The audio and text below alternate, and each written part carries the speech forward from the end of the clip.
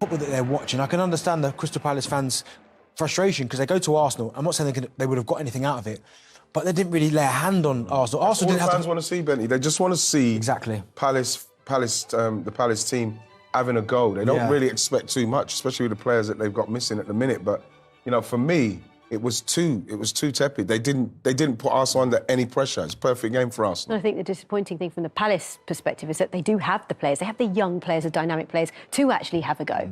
But they're not getting them in positions to hurt teams. I mean, we saw Eze, to be fair, I know he gave the ball away for one of the latter of Martinelli's goals, but he was probably their best player. He was the only one where he got the ball and you thought, oh, something might happen here. Other than him, everyone was running around, no one was really getting close to anyone, there was no intensity in their play, so listen, it's a long road back for Palace, but something needs to change in that football club for sure. OK, well, we'll talk about Palace and Arsenal, of course, in more detail just after the break. But before we get there, let's reflect on what's happened in this match week. So we are halfway there, and today we have just seen Arsenal cruise to victory over Crystal Palace with that 5-0 win. They kept the clean sheet as well. This is exactly what they needed. Brentford will be hosting Nottingham Forest later on. We'll be showing you that live match. And Ivan Toney is back in the helm and he captains the side. As for Sunday, well, Sheffield United, who are bottom of the table, will take on West Ham, looking for an 11th league win. Bournemouth host league leaders Liverpool, hoping to extend their lead at the top of the table. And then on Monday, we've got Brighton, who are in a great run of form at home against Wolves, who are in a great run, unbeaten in their last 5 games. So plenty to bring you, but let's have a look at the Premier League table. And this is the story of the season at this point. Liverpool at the top, but only by 2 points. Man City in second, level on points with Arsenal. Of course, Arsenal have played one more game than both Liverpool and Manchester City. Aston Villa completing that top 4, level on points with Arsenal. Tottenham just outside the top 4, and West Ham completing the top 6. It's very tight. We definitely have a title race on our hands, don't we? As for the bottom half of the table, well, as you can see, Crystal Palace, they're 5 points off of relegation, so it's not that comfortable for them. They'll need to get back to winning ways if they don't want to get dragged into it. But further down the table, it's Luton, Burnley and Sheffield United in that relegation picture. Just Everton are 1 point above the drop zone. Beaten Crystal Palace 5-0 in the London derby. Let's head straight back to the Emirates and hear from one of their goal scorers, Martinelli, who scored 2 in stoppage time. Yeah, these guys are actually just having a bit of a laugh because you're saying you both scored 2 goals today, although I don't know if you know this yet, but one of your goals has actually gone down as an own goal off Dean Henderson. Yeah, but I'm so happy to score 2 goals today and help my team. And of course, I'm so happy to Martinelli to score. He scored on the bench, he scored 2 goals. This is a mentality for the team. And yeah, I think 1 more minute he scored 3 goals. It was a brilliant performance by the whole team, but for you to come off the bench and score a brace in such a short period of time, that must feel good. Yeah, it was a brilliant performance from the team. I think we needed a game like that. As I always say, I'm here to help the team, even if it's to play 1, 2, 3 minutes. I'm ready, and today I have the opportunity to score 2, and yeah, I'm so happy with the team and the performance as well. There was so much talk leading into this game because of the recent run of form and Arsenal not putting away chances about whether or not you guys would be able to score the goals in this match today. Psychologically, how much did you need an early goal in this game? It was so important. We know our qualities, and it doesn't matter what people say outside. We know our quality and we believe in ourselves, and this is what we showed today, and we showed what we can do. Yeah. Most set-piece goals in the Premier League this season as well. That must please you as a defender, where you're most likely to get your goals from. Yes, we work a lot on set pieces because we know the quality the players we have. And yeah, today I scored two goals on set piece, and yes, we keep going.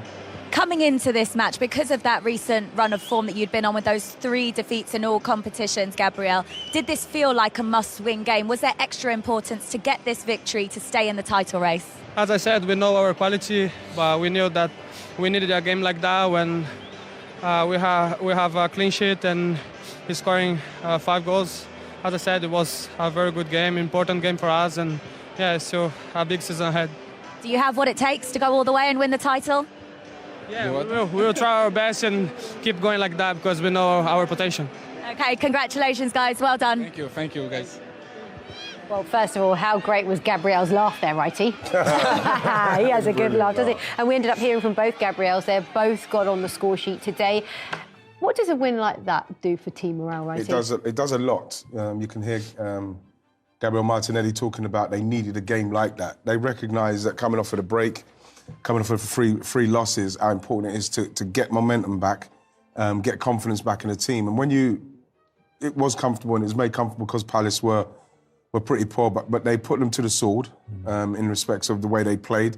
Good pressing, good closing down, and, you know, in the end, very clinical finishing by him. So that would be brilliant for him in respect of his confidence and that. And all you want now is to continue with the same momentum with the next game, so as you can keep building the confidence. That was always going to happen, because at some point it was never going to last forever. They created these opportunities in previous games. We saw it against Liverpool in the Cup, West Ham, Fulham, and they weren't taking their chances. So the more they kept creating chances with the players that Arsenal have got, this result was always coming. And today, they were clinical, and certainly more second half than first half. But that's what it's about. And Martinelli came off the bench. I mean, it was a masterstroke from Arteta, potentially making him come off the bench. But the 2 goals he scored when he came on shows me that's a man full of confidence still. I know he maybe missed chances before that, but he was never going to miss those 2 opportunities. And when you get someone like Martinelli with that much space, and that's what you saw it in the first half, Benny, when you mentioned the line was so high, I was very surprised he didn't start. So I'm quite pleased that he came on and made the impact he did.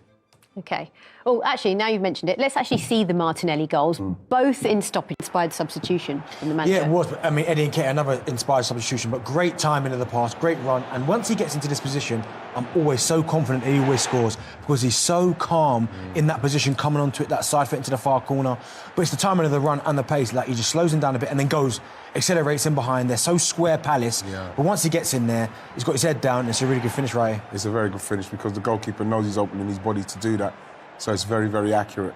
You know, it's brilliant. Superb.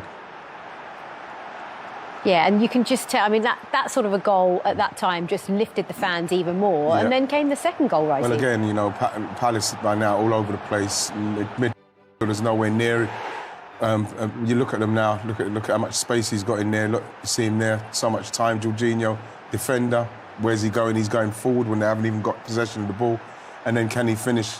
Yeah, he can. So, again, you've got to take advantage of when teams are playing as poorly as someone like Palace are. And what Arsenal can show you is, like Darren rightly said, is that, you know, you can really punish these teams, you know, because they're playing so poorly. And Arsenal, because they were missing chances, it's an opportunity for them to show they can take them, and they did. And what we've seen from Arsenal, I think, in recent weeks, and we've watched a lot of Arsenal in this Matchday Live studio, is that when they have lost games, they've actually started off really well. We even saw it in the FA Cup game against Liverpool. They started really well, but they haven't been able to convert their chances. So it's one thing Palace not playing well, but it's another thing Arsenal actually making the most of the chances that they've had. And that's the thing, the last few performances from Arsenal, you probably would have seen similar scorelines, but the fact is they didn't take their chances. The longer the game went on, the more and more pressure built. The opposition scored, and Arsenal have always clawing to get themselves back into the game. But they score after 11 minutes today. Everyone just goes, whoosh, takes a breath, and then the football starts to come out naturally. I know Crystal Palace were poor, but certainly second half, when Palace were tired, that's when Arsenal showed their real quality. And as I said, Martinelli coming off the bench, 2 really good goals. And how important was that goal so early on in the 11th minute, as Benty said? Well, it's vitally important simply because, you know, it's like they said about the set pieces, very good at set piece coach, does a lot of work, and what you want to take advantage of these situations. You've got a great ball in, you've got somebody who's really willing to attack it, and you get that goal and it settles you down, because I'm sure they would have been thinking Palace are going to come and they're going to frustrate us, they're going to play 5 at the back, 2 in front, but we thought it was going to be 5 at the back, it was going to be very stoic. You would have had the 2 in front, it was going to not move and make it very hard for Arsenal who've struggled, but they didn't. You know, the 2 very, very good balls in, and to be honest, it was a mismatch with Richards, I think it was, and, you know, he just couldn't stop him. His movement is too strong, you know, the ball's very accurate, goalkeepers all over the place. You get 2 goals like this as well when you've been struggling to score. It really does help you as well with confidence, because then that kind of gives you the confidence to go and play and try to break a Palace side open who are not closing you down tight enough. And then you've got someone who could come on like Gabriel Martinelli, who's got the pace to go beyond such a high line. You're really asking for trouble if you're Palace. And there you go, both set-piece goals. That means Arsenal are top of the table when it comes to goals from set pieces this season, Darren.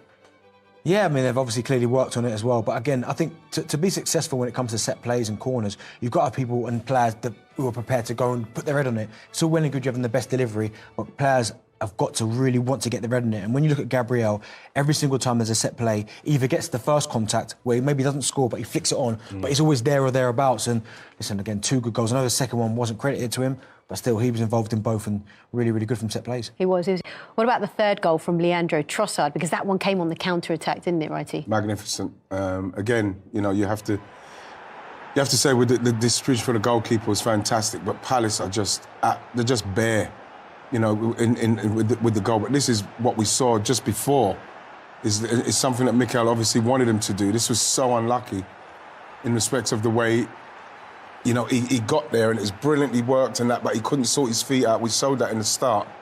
But with this one, you'd say, this is the one I'm talking about with Palace. Look, they've got one man there. So if you've got runners now and you've got a goalkeeper that's on the ball, bam, you're in trouble. Palace were, you know, this is what's going to happen to you. It's a fantastic pass, great composure from Trossard and super finish. You can see how happy the manager is with the goalkeeper because, like I said before, he tried it with the clearance, but this one was perfect. But Palace all over the place here. And this is what should happen to them. You know, you should be punished like this because that's poor, because that is what Arsenal want to do. But that pass here is absolutely perfect from Jesus. And then the finish with composure is fantastic. Really Perfect. composed. As Wright said there, the first one was the warning, but that one there from David Raya, the throw to Gabriel Jesus was fantastic. But even in Arteta's celebration, a lot have been spoke about, well, it has been since David Raya got there, about the goalkeeping situation. Yeah. Has he caused this problem? It almost looked like to me that celebration was like validation, like, see, that's why I've put him in, obviously making a point to go that end and go, like, congratulations, you, that was because of you. So, listen, great play from David Raya again. His distribution today I thought was outstanding. Yeah, and a big clean sheet as well. Yeah, well, of course, you want to keep clean sheets. It does matter at the end of the season, especially as tight as you can see this Premier League's going at the moment. So, yeah, you know, there's a lot of talk about David Raya and what's going on, but at the same time, you know, he's doing well. He's doing okay. He's doing very well. Welcome back to Matchday Live, where Arsenal are 2-0 up at the break. Let's get straight to our analysis. We talked about, Darren, Arsenal getting off to a fast start. We've seen it before, but this time they actually converted one of their chances. How pleasing was this for you? Yeah, really pleasing. We'd said about Crystal Palace's high line.